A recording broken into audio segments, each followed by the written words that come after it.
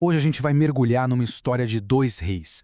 Um escondido numa caverna e o outro reinando em total paranoia. Vamos explorar o capítulo 22 de 1 Samuel para entender essa trama intensa sobre fracasso, liderança e o mais importante, sobre onde a gente pode encontrar segurança de verdade num mundo tão cheio de traição.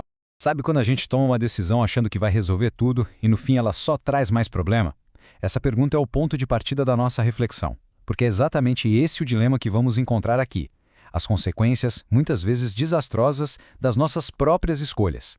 Fica comigo, não temas, estarás a salvo comigo. Guarda bem essa frase. No meio de todo o caos e perigo que vamos ver, essa promessa é como uma âncora. Ela prepara o terreno para a jornada que a gente vai acompanhar. Uma jornada que vai da fuga desesperada até a descoberta da verdadeira segurança. E é aqui que a nossa história começa. Mas olha, não é com o rei num trono, não. É com o futuro rei Davi, um fugitivo escondido dentro de uma caverna. A pergunta é, como é que ele foi parar aí?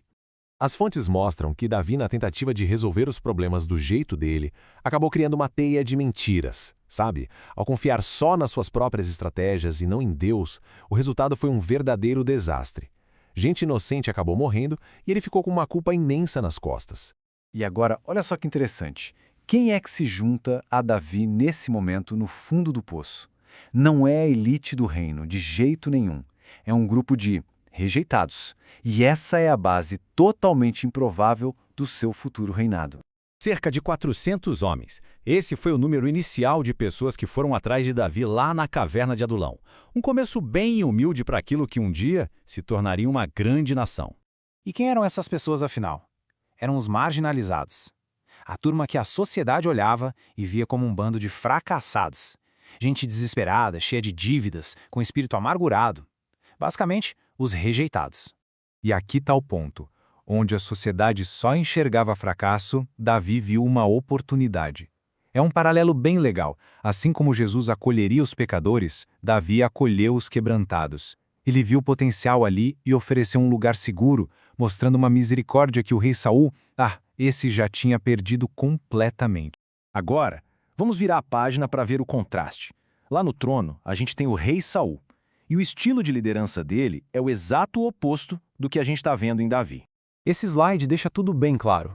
De um lado, na caverna, Davi está construindo uma comunidade com os rejeitados. Do outro lado, no palácio, Saul está sendo consumido pela paranoia, acusando os próprios servos e governando pelo medo.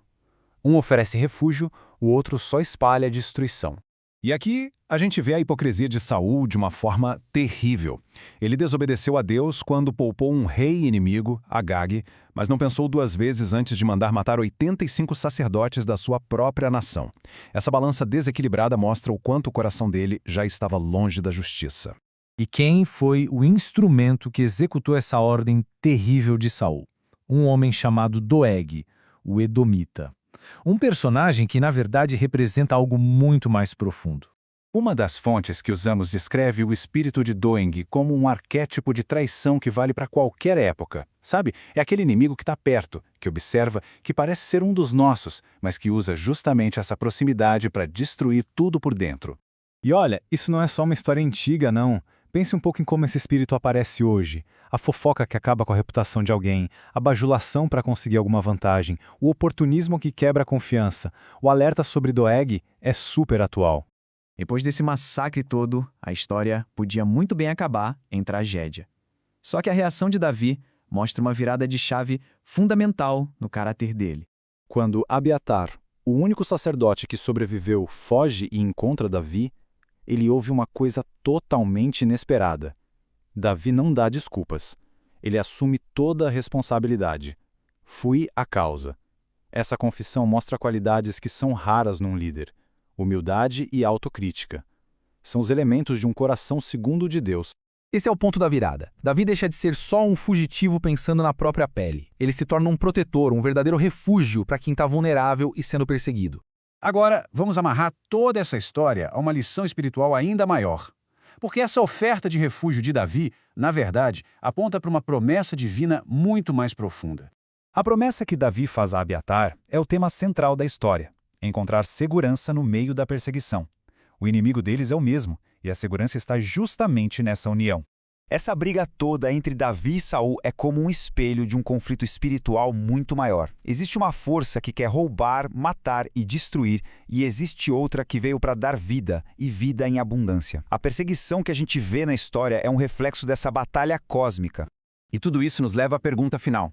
Depois de ver tanta falha, tanta traição, tanta violência, onde é que a gente pode encontrar um lugar seguro de verdade? A história toda aponta para essa resposta.